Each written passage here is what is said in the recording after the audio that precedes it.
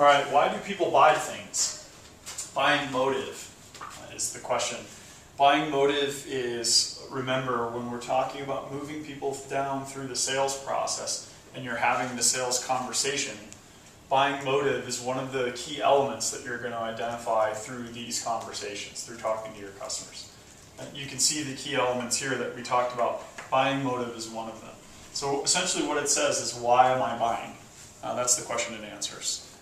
There's lots of reasons why people buy products, and depending on the company and the product type, it should be fairly obvious, but not always inside of organizations why people are purchasing.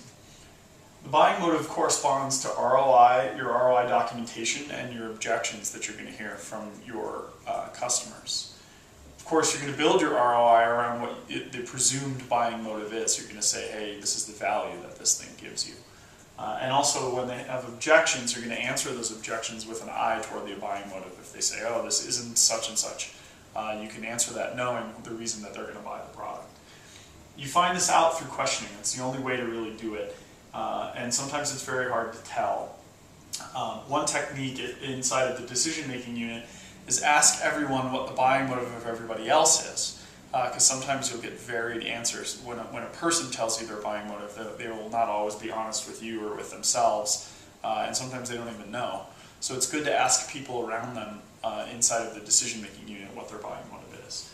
So here's a classic list of buying motives. You can read through these: desire for gain, fear of loss, comfort and convenience, security and protection, pride of ownership, emotional satisfaction, and ego satisfaction.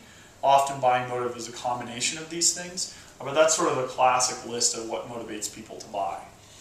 So it's good to know that as it relates to your sales conversations. It's one of those things you want to find out about your potential customer during the conversation.